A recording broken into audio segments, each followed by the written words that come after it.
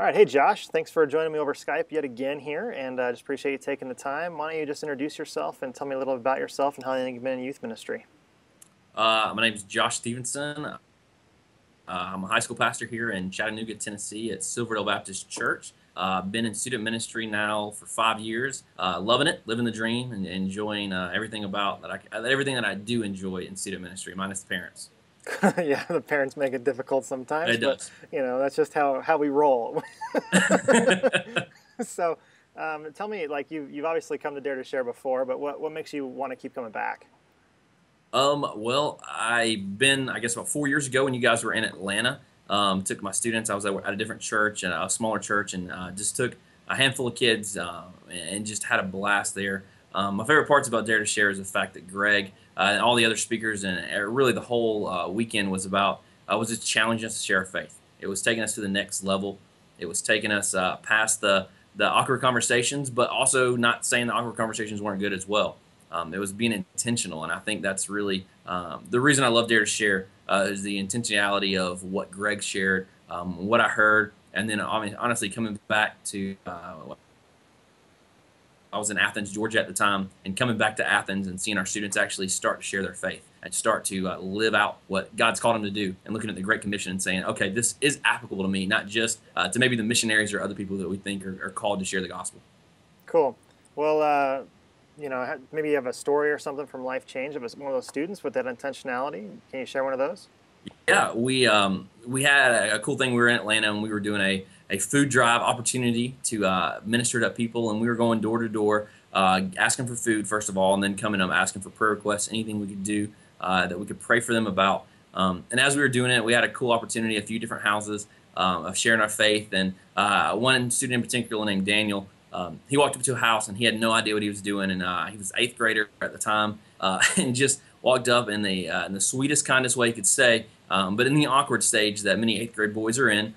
He walked up to a lady and basically looked at her in the face and said, "Did you know if you were going to die that you would go to hell?" And called this lady out and said told her that she was not gonna be in heaven one day, and she kind of laughed about it a little bit and didn't know what to say. And of course, I jumped in there and was like, "Oh, that's not exactly what he meant," and tried Wow. to recover for it a little bit. Yeah. But the coolest part of the experience is he did it. It was awkward. It was raw. But the lady was a believer and just encouraged him, being like, "Thanks so much for doing Mm. this." And the coolest follow up is about maybe 15, 20 minutes after this conversation had happened. A little boy who in the neighborhood had been following us around all day on his tricycle. He's 8 or 9 years old.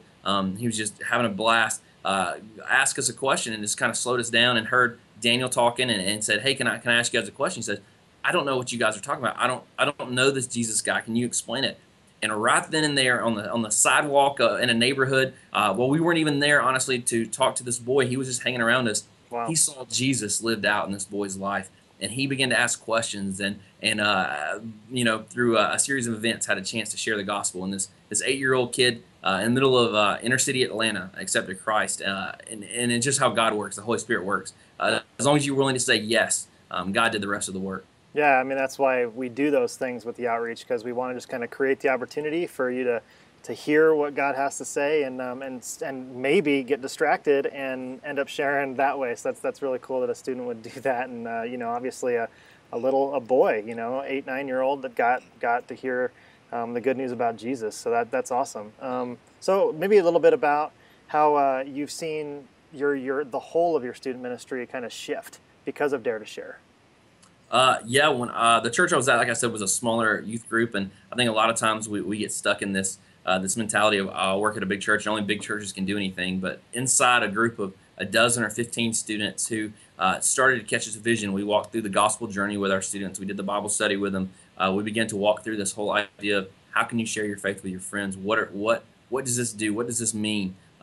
We should begin to see students actually stepping out at school, getting in conversations in the lunchroom. They began to talk to their friends. They began. I remember, for instance, Greg Steer asked us to text message somebody or to make a phone call and ask them, "Do you have a relationship with the Lord?" And ask them straight up in the middle of the conference. Right. And I remember that one conversation for myself, but also for the students. Yeah.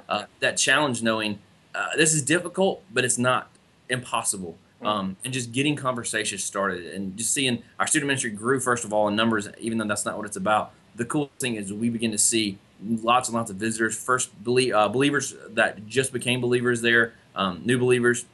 We begin to see a lot of people that didn't have a relationship with the Lord, the rough kids that we would call rough kids. Yeah. And they were there every week because their friends, they would share their faith. Beyond that, they wanted to be like, well, if I'm not saying it right, let's figure this thing out. Let's do life together. Nice. So, Josh, what would you say to a youth leader who might be on the fence? You know, might have to travel or cost is an issue, and obviously Chattanooga's the first year that we've come in there. So, what would be some of those things you might want to say to them to let them know they should go?